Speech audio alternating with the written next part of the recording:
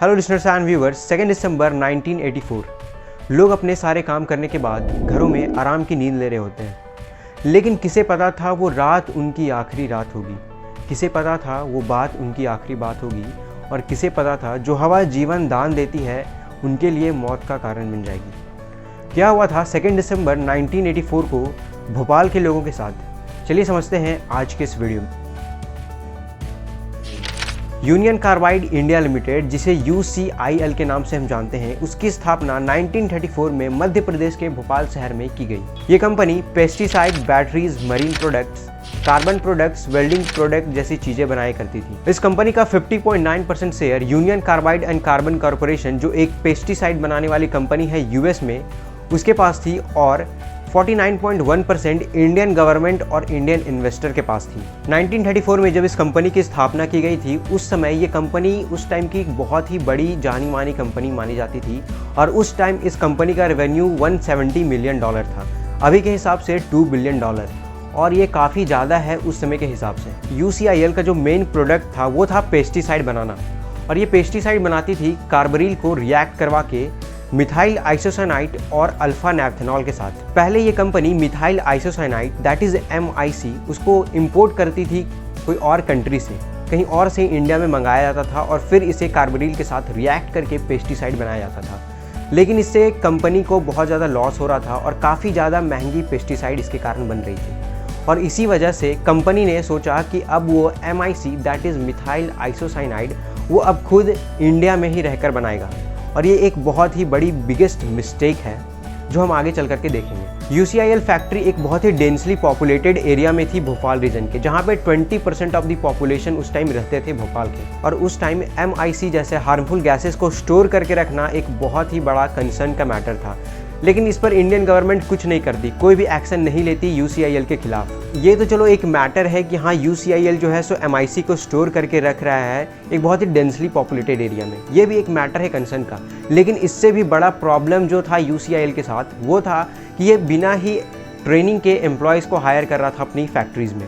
जो वर्कर्स काम कर रहे थे फैक्ट्रीज़ में, उनके पास कोई भी क्वालिफिकेशन नहीं थी, ना ही उनको कोई बेसिक ट्रेनिंग दिया जा रहा था कि उस फैक्ट्री में क्या चल रहा है। ज़्यादातर वर्कर और वहाँ के रहने वाले लोगों को तो पता ही नहीं था कि MIC जो है सो इतनी हार्मफुल होती है, और ये आगे चल के इतना बड़ा डिज़ास्टर काउज करेगी। जैसा कि मैंने अभी आपको बताया कि UCIL अब MIC को इंडिया में ही बना रही थी, और बने हुए लिक्विड MIC को स्टोर करने के लिए 3 टैंक्स, E610, E611 और E619, और हर एक टैंक्स की जो कैपेसिटी थी वो थी 68,000 लीटर। जो टैंक E619 था वो हमेशा खाली रखा जाता था इमरजेंसी केस के लिए, और जो टैंक्स बचे E610 और E611 उसे 50% ही भरा जाता था, मतलब 30,000 लीटर MIC को भरा जा रहा था उस टैंक्स में।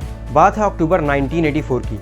टैंक E610 जिसमें MIC को स्टोर करके रखा जाता था, उससे लिक्विड MIC बाहर नहीं आ रही थी। कुछ टेक्निकल इश्यूज हो गया था जिसकी वजह से वो बाहर नहीं आ पा रही थी, और उस टाइम जो लिक्विड MIC टैंक में स्टोर था वो था 48,000 लीटर।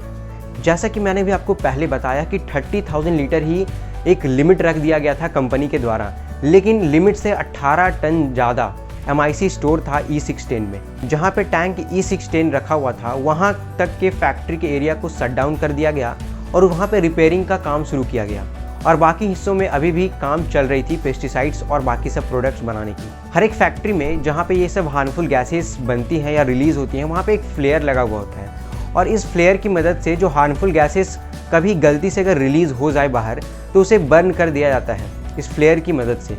लेकिन अक्टूबर 1984 में इसे रिपेयरिंग के लिए बंद कर दिया गया, लेकिन अभी भी बिना फ्लेयर के काम चल रहे थे बाकी हिस्सों में फैक्ट्री के। दिसंबर 1, 1984 रात के 11:30 बजे वर्कर्स की आंखें जलने लगती हैं। उन्हें लीक का अंदाज़ा होता है, उन्हें लगता है कि कुछ गैसेस जो हैं वो लीक कर रही हैं फैक्ट्री में, और ठीक 11:45 में वर्कर जाके इन्फॉर्म करता है कि टैंक E610 की जो कनेक्टिंग पाइप्स थी वहाँ पे लीकेज हो रहा है। सुपरवाइज़र को लगता है ये छोटी मोटी लीकेज है जो फैक्ट्री में होती रहती हैं, और वो बोलता है कि हम टी ब्रेक के बाद इस लीक को देखेंगे। 12:40 में ये टी ब्रेक ख़त्म होता है, और तब तक टैंक E610 का रिएक्शन बहुत ही तेज़ हो चुका था। ये रिएक्शन इतना ज़्यादा तेज़ था कि इस पर कंट्रोल पाना अब मुश्किल हो रहा था वर्कर्स के लिए। टैंक E610 का सेफ्टी वाल्व ब्रेक हो चुका था और प्रेशर लगातार बढ़ते ही जा रहा। टैंक्स जिसमें MIC स्टोर किए हुए थे वो ज़्यादा हीट ना हो इसके लिए एक रेफ्रिजरेशन सिस्टम भी बनाया गया था, लेकिन 1982 में ही ये रेफ्रिजरेशन सिस्टम खराब हो चुका था और तब से लेकर के अभी तक, मतलब 2 साल बाद 1984 तक भी इसे ठीक नहीं कराया गया था। फ्रेयर जो हार्मफुल MIC गैसेस को बर्न करती थी, उसके कनेक्टिंग पाइप्स को भी निकाल दिया गया था रिपेयरिंग वर्क के लिए। वेंट स्क्रबर भी काफ़ी दिनों से डीएक्टिवेट था और फैक्ट्री में पर्याप्त मात्रा में कॉस्टिक सोडा और पावर भी नहीं थी जिससे लीक को रोका जा सके। टैंक में प्रेशर काफ़ी तेज़ी से बढ़ जाता है और टैंक कुछ ही देर में फट जाती है। Within 40 to 60 minutes 30 ton MIC leak होकर के एटमॉस्फेयर में चली जाती है और 2 आवर्स के बाद ये लीक बढ़ करके 40 टन तक का हो जाता है। मतलब अब एटमॉस्फेयर में 40 टन MIC, और जब MIC वाटर या एयर के साथ रिएक्ट करता है एक बहुत ही हार्मफुल गैस बनाता है जो बहुत ही ज़्यादा हार्मफुल होता है। इससे लोगों की जानें तक चली जाती है। हमीदा हॉस्पिटल से फर्स्ट केस आती है इस गैस के लीक के बारे में, लेकिन डॉक्टर को समझ में ही नहीं आ रहा था ये कौन सा गैस है और ना ही इसका एंटीडोट था उस टाइम हॉस्पिटल के पास। फैक्ट्री ने इमरजेंसी सिचुएशन के लिए 2 अलार्म लगा रखे थे, एक फैक्ट्री के अंदर और एक फैक्ट्री के आसपास के इलाकों में। लेकिन जो फैक्ट्री के आसपास के इलाके वाला जो अलार्म था वो भी काफ़ी दिनों से ख़राब चल रहा था।